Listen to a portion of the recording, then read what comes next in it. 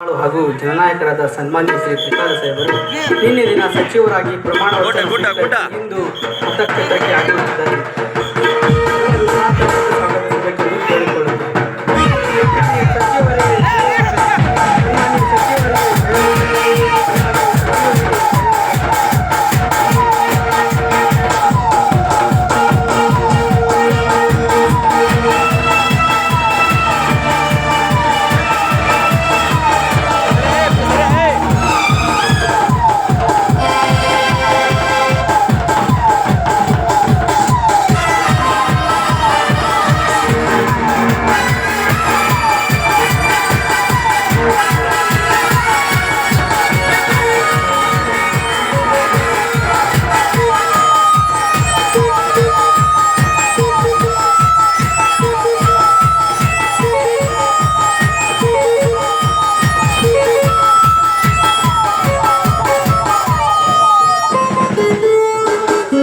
ಕಾರ್ಯಕರ್ತರನ್ನು ಉದ್ದೇಶಿಸಿ ಎರಡು ಹಿತವಚನಗಳನ್ನು ಹೇಳಬೇಕೆಂದು ಕೇಳಿಕೊಳ್ಳುತ್ತೇನೆ.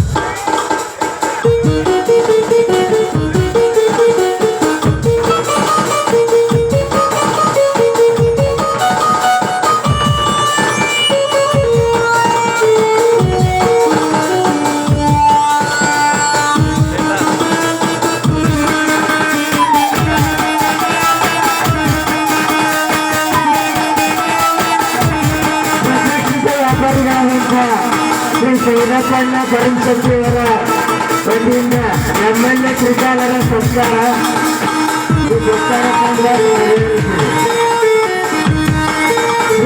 ಪ್ರತಿಷ್ಠಿತ ವ್ಯಾಪಾರಿಗಳಾದಂಥ ಶ್ರೀರಪ್ಪಣ್ಣ ಪರಂಶೆಯವರ ವತಿಯಿಂದ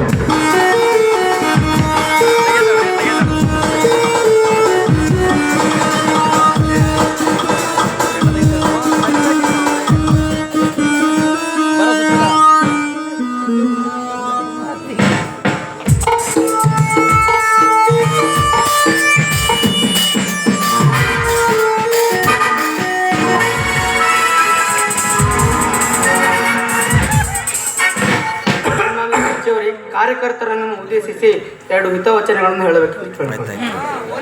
ನನ್ನ ಮತಕ್ಷೇತ್ರದ ಮತದಾರ ಪ್ರಭುಗಳೇ,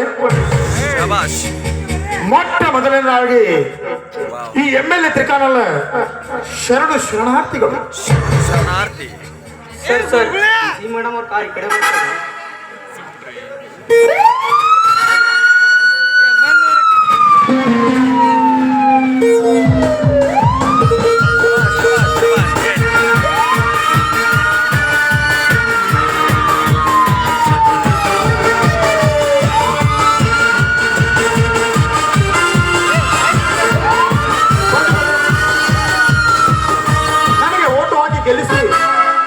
ಸಚಿವ ಸ್ಥಾನ ನೀಡಿದ್ದಕ್ಕಾಗಿ ತಮ್ಮೆಲ್ಲರಿಗೂ ಮತ್ತೊಮ್ಮೆ ಶರಣಾರ್ಥಿಗಳು.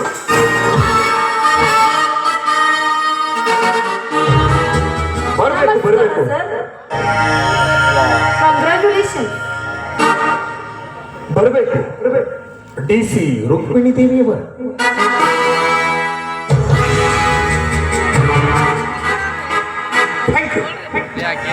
ಥ್ಯಾಂಕ್ ಯು DC ಅವರೇ.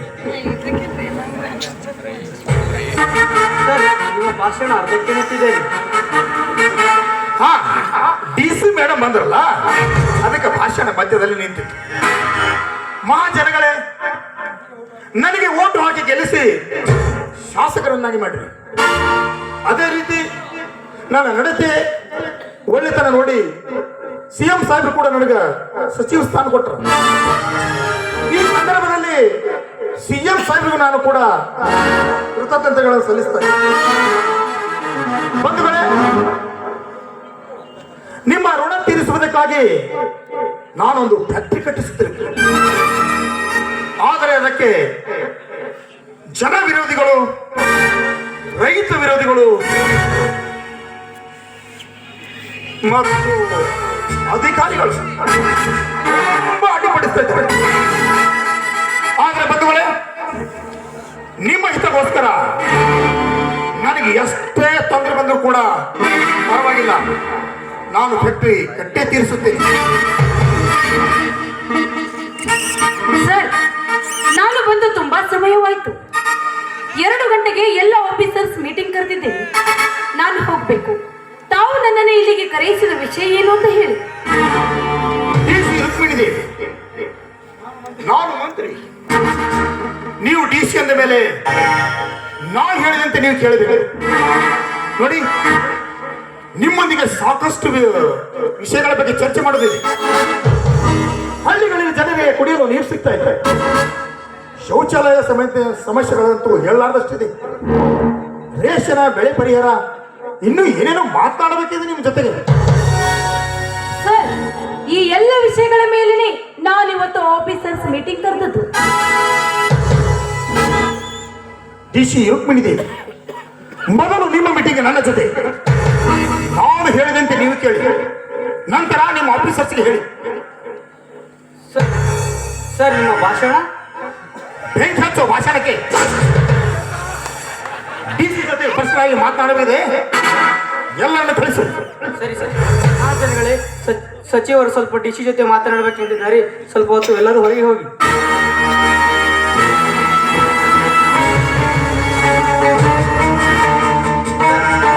DC ರುಕ್ಮಿಣಿ ದೇವಿ, ನಾನು ಇವಾಗ ರಾಜ್ಯ ಸರ್ಕಾರದ ಕ್ಯಾಬಿನೆಟ್ ದರ್ಜೆ ಮಂತ್ರಿ, ನನ್ನ ಆಪ್ತ ಕಾರ್ಯದರ್ಶಿನಾಗಿ ನಿನ್ನನ್ನೇ ಹಾಕಿಸಿಕೊಂಡಿರ್ಬೇಕು. ಈಗ ಈ MLA ತ್ರಿಕಾಲ ಸಚಿವನ ಆಪ್ತ ಕಾರ್ಯದರ್ಶಿ. ತಪ್ಪು ಅರ್ಥೈಸಿಕೊಳ್ಳಬೇಡಿ ಸರ್, ನಾನು ಸರ್ಕಾರದ ಇಲಾಖೆಯ ಆಪ್ತ ಕಾರ್ಯದರ್ಶಿಯ ವಿನಃ ನಿಮ್ಮ ಕಾರ್ಯದರ್ಶಿ ಅಲ್ಲ. ಸರ್ಕಾರ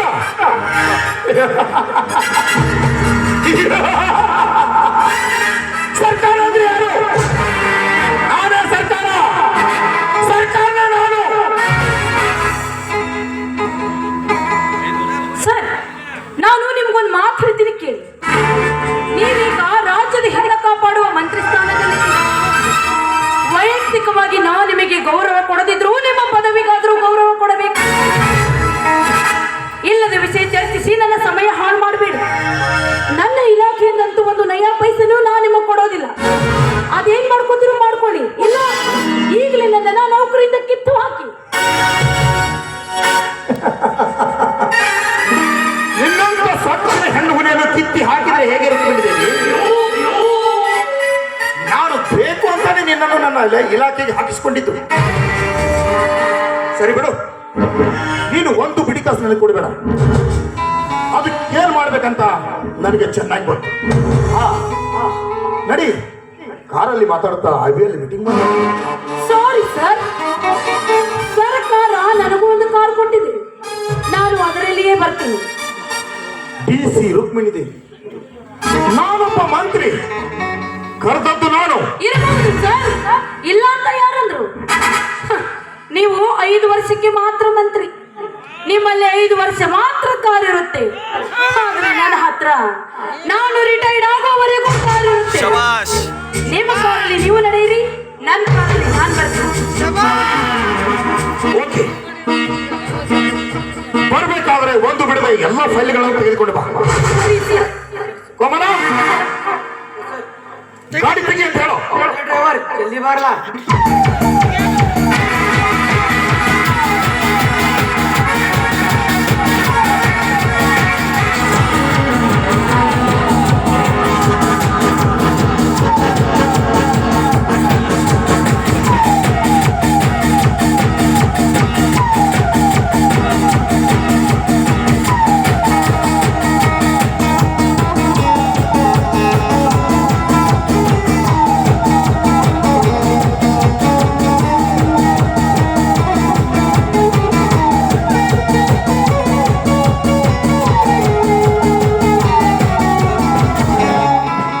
ಸುಧಾಮ, ಗಾಡಿ ತೆಗೆದುಕೊಂಡು ಬಾ.